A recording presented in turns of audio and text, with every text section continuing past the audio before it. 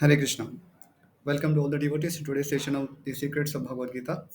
Om Ajnanatimirandhasya Jnananjana Shalakaya Chakshurunmilitam Yena Tasmai Shri Gurave Namaha. Shri Chaitanya Manobhishtam Sthapitam Yena Bhutale Swayam Rupah Kadamahyam Dadati Swapadandikam Vancha Kalpatarubhyascha Kripa Sindhubhya Evacha Patitanam Pavarebhyo Vaishnavebhyo Namo Namaha.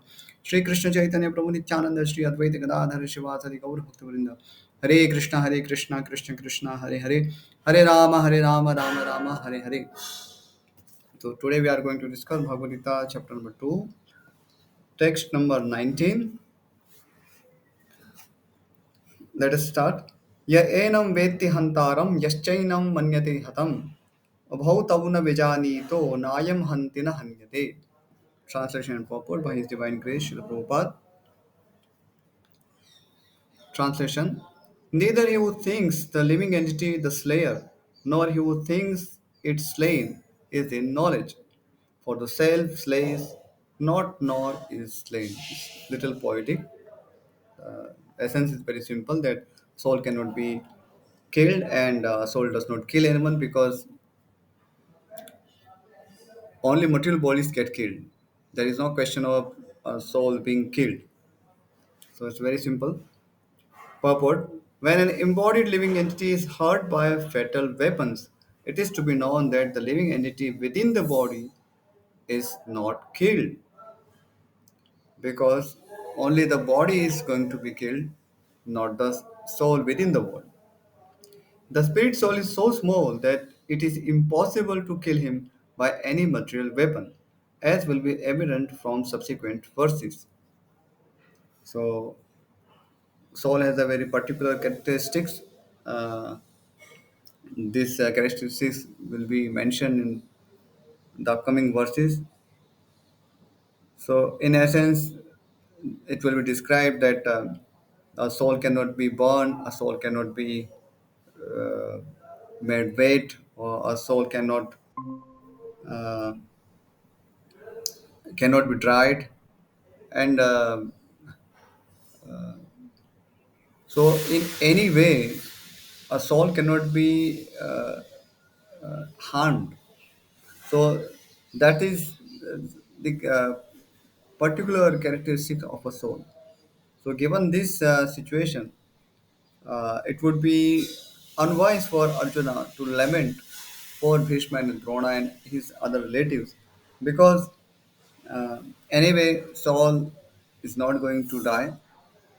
Uh, Only the material bodies of Arjun's relatives are going to die, and which is anyway going to die at some moment in life.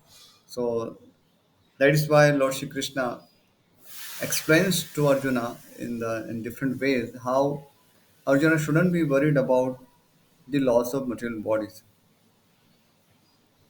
Next, nor is the living entity killable because of his spiritual constitution. So a soul will not be killed and soul will not kill because actually there is no any need of killing anyone because and even if one thinks so, a soul will not be killed. So in one sense a soul can never kill anyone. So that's a natural conclusion. Next, what is killed or is supposed to be killed is the body only. This however does not at all encourage killing of the body. Now, we should not mistakenly understand that because soul is not going to be killed, so we have the license to kill material bodies of anyone or for any reason. So that is not the uh, understanding or abhipraya of this particular verse. So it is accepted that material bodies are going to die, but here Arjuna has been advised to focus on his duty as a Kshatriya, and he's been advised to not worry about the loss of his relatives' material bodies because what important is is his duty, and if he does not perform his duty as a kshatriya, then that would set a very bad example in the society. So there are always challenges in following any particular dharma. So Arjuna should simply accept his own challenges as a kshatriya. Uh, so here he has to kill his relatives. He has to kill his superiors like Bhishma and Drona. So uh, there are many instances in the history where kshatriyas have to become uh, so cruel that they had to kill their own relatives, obviously for the sake of dharma, for upkeeping of dharma in the kingdom. They have to sometimes act harshly towards their own relatives. But that is something unavoidable because a king is supposed to be a representative of God, and as God is impartial to all living beings, so similarly, kings also are supposed to give their justice impartially. So even if their own relatives commit some sin, they should also get punishment from the king. So that is the law, that is the Raj Dharma or the laws of uh, ruling the kingdom. Next, the Vedic injunction is Ma himsyat sarva bhutani. Never commit violence to anyone, nor does understanding that the living entity is not killed encourage animal slaughter. So these are very important points uh, because uh, there are considerations of dharma, various considerations of dharma. So here Arjuna, because of his being kshatriya, has been advised to act as kshatriya and perform his duty without being disturbed at the loss of his relatives. Uh, However, there are other injunctions regarding dharma that ma himsyat sarva bhutani. So that is also an injunction to uh, discourage anyone from not killing all living beings. So when it comes to following dharma, we have to see our own particular situation. Uh, According to Varna and according to Ashrama, there would be such a situation where we may have to sometimes act violently. So it's not that like Arjuna, we are supposed to act violently whenever there is some opportunity, or uh, that also not a conclusion that all of us are supposed to be violent because as per Varna, Kshatriyas have the role to act violently for protecting dharma. So other members of the society, namely Brahmana, Vaishya, and Shudra, they are uh, they are supposed to follow dharma, but punishing anyone is not supposed to be done by Brahmanas, Vaishyas, or Shudras. So it is the uh, sacred duty of Kshatriyas, and and because to be violent, you need that kind of nature. So that is also a consideration, and also killing should not be done uh, indiscriminately. So a kshatriya has been trained since his childhood to knows the rules of dharma and then act violently as needed. So this perfect understanding of where to demonstrate violence and where to not, it is something matter of training, and that is why not all varnas are supposed to act violently. Brahmanas in particular are not supposed to act violently because they are supposed to demonstrate the aspect of ahimsa, because their brahmana vritti, or their particular occupation, is meant for uh, demonstrating the aspect of ahimsa or non-violence, and it is not befitting for them to act violently, because brahmanas are naturally the teachers of the society, and and these brahmanas later on they take up sannyas. They are supposed to be guides, spiritual guides of the society. So if they also take up violence, then it is little unnatural for them, and also uh, it is little uncomfortable for general people to take guidance from people who are violent. So that's a natural psychology. So and also brahmanas, because they are by nature they are very mild, they are very kind. So for them to be violent, it required so much uh, courage.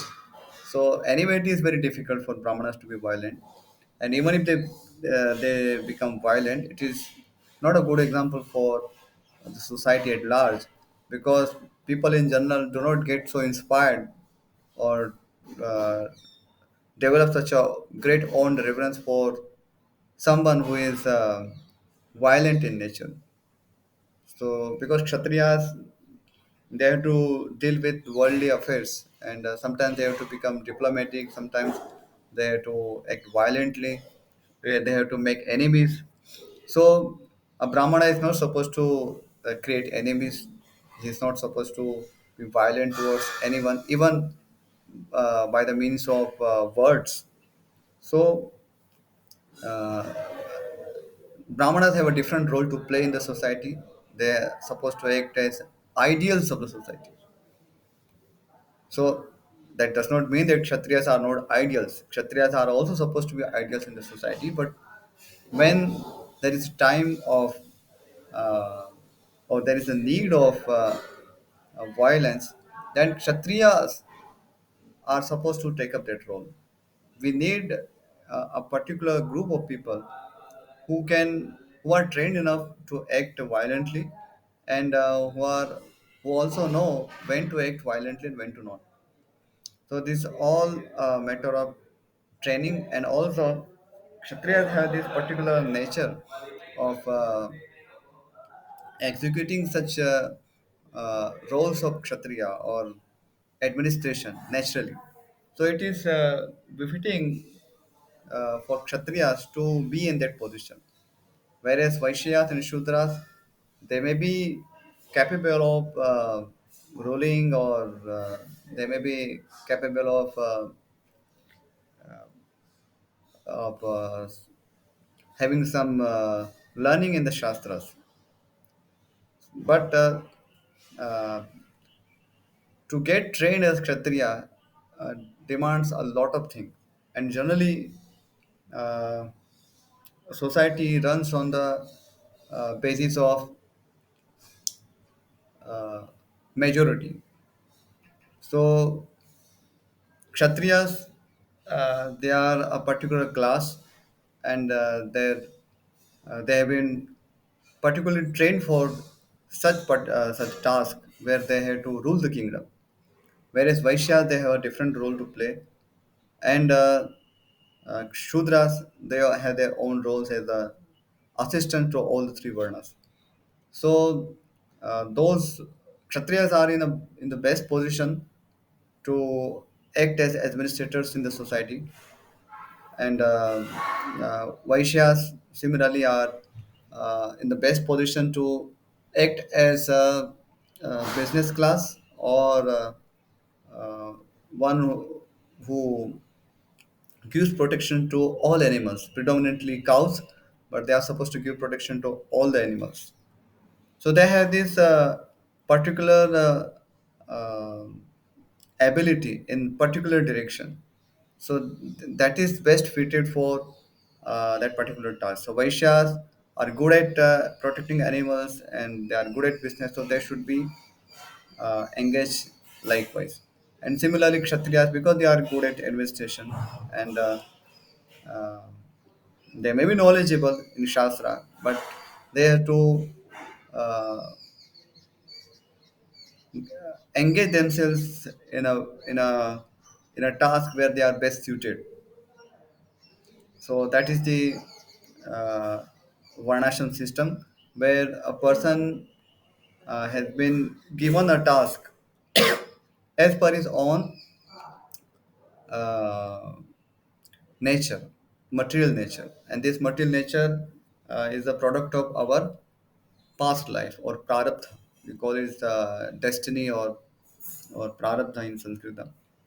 So from our past lives, we are carrying a particular nature, and based on that particular nature or prarabdha, we have to uh, act accordingly in the society. So Arjuna here has been born in a Kshatriya family, and is supposed to act violently for the cause of dharma.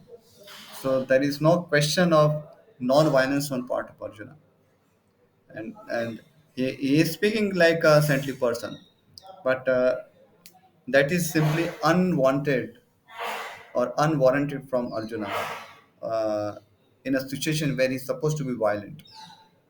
So he's not just supposed to be violent, but he's supposed to be violent for the cause of dharma, and that is the aspiration for all kshatriyas. Kshatriyas are always aspiring for such opportunities where they can fight for dharma. So Arjun should simply carry out his duty, and that is the instruction we find here.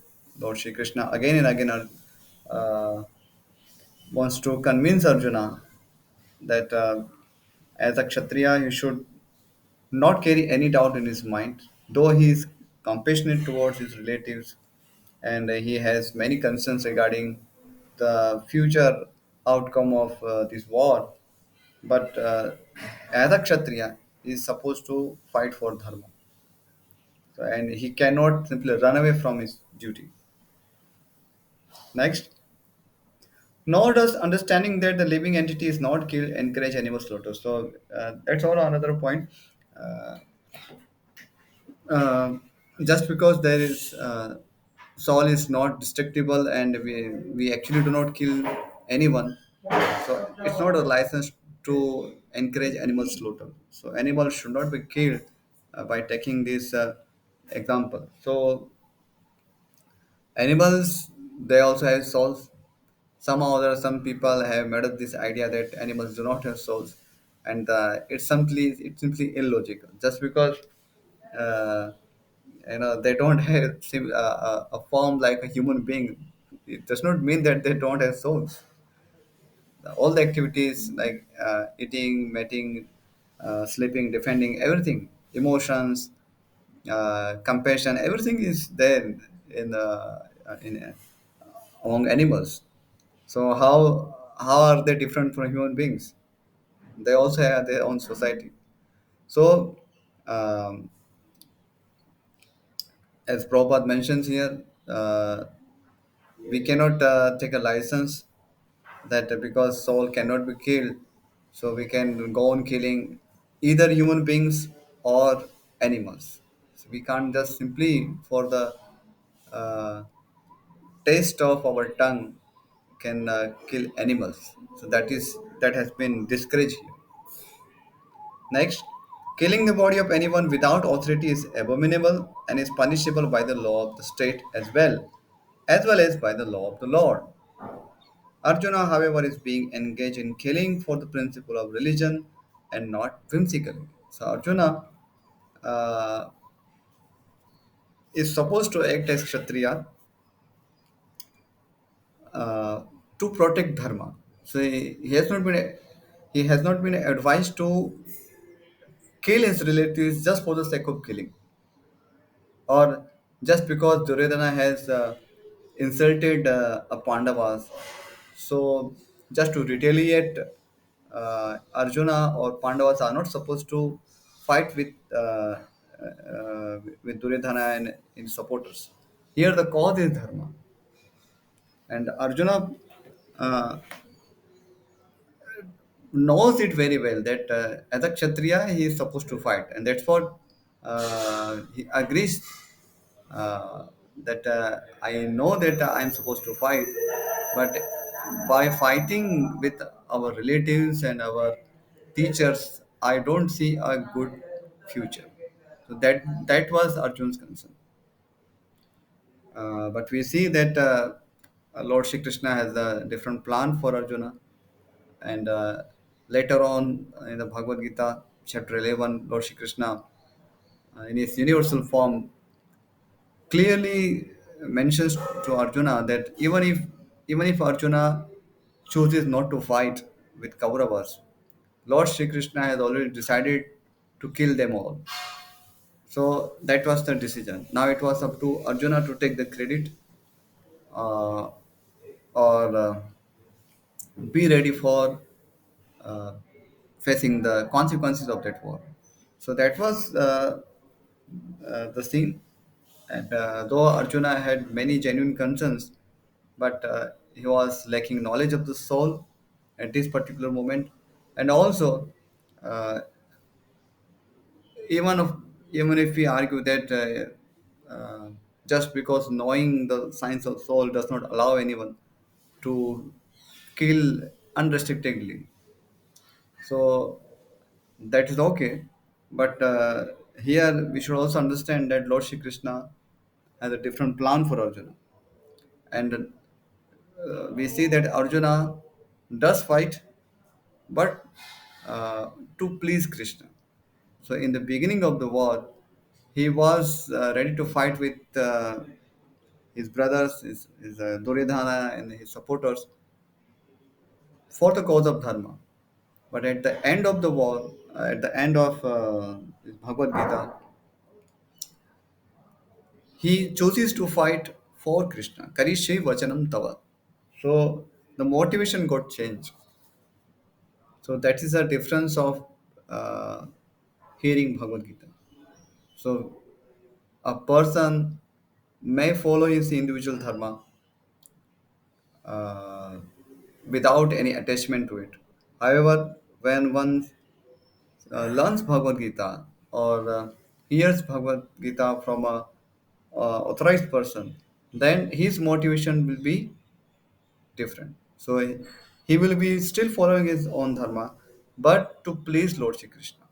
So that is the difference here. We see uh, Lord Shri Krishna has given many different instructions by making Arjuna an instrument. So the ultimate instruction is that we have to act in Krishna consciousness. So we have to act. It's not that we can be idle, or we just give up our dharmas. So that is not the conclusion of Bhagavad Gita. So when there is a verse sarva dharmana parityajya mam ekam sharanam vrajam. So when Lord Shri Krishna urges Arjuna to give up all dharmas, that does not mean that it actually means give up all the dharmas. Otherwise, logically, if you see that after hearing this instruction of giving up all dharmas, Arjuna still acted as Kshatriya. So where was the giving up dharma? So Arjuna did not give up any dharma. So naturally, it leads us to conclude that when Lord Shri Krishna says that give up all dharmas, it means give up all the attachment to dharma. Also, give up those dharma who are against Krishna consciousness. So Arjuna uh, wanted to go against the will of Lord Shri Krishna. So he wanted to follow dharma of compassion, mahinsya sarva bhutani. But that particular dharma went against the will of the Lord. So that was something undesirable for a devotee. Manmanava madbhakto. And this is simply, we can say that it is like this. It was the will of Lord Shri Krishna to have Mahabharata war. Otherwise, arguably, many ways Lord Shri Krishna could have avoided Mahabharata. That was possible, and that's the reason why Mother Gandhari cursed Lord Shri Krishna for not stopping Mahabharata war, because Lord is he's a Swarat, he's independent. What is impossible for him? But because Lord Shri Krishna wanted to punish all unwanted Kshatriyas at that time, so he arranged this Mahabharata war. So though uh, by the ultimate will of Lord Shri Krishna and Lord Balrama, everything could be possible. If Balram could have intervened, there could be no Mahabharata war. So there are many possibilities. But because Lord Shri Krishna wanted this war to take place, it happened. And it was the ultimate lesson of Bhagavad Gita that Arjuna or anyone, any devotee of Lord Shri Krishna is supposed to act in Krishna consciousness and give up all those dharma which are not favorable for developing Krishna consciousness, or those are coming on the way to or opposing Krishna consciousness. So that is the understanding. Okay, let me see if Vishwanath Chakra Thakur has something to say here.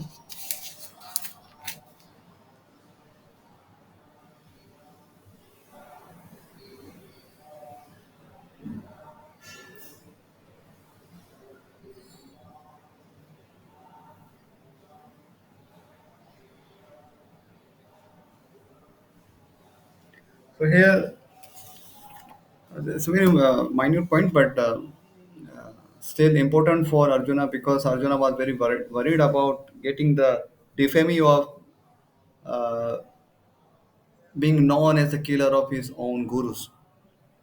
So that was simply unacceptable for Arjuna to be known like that.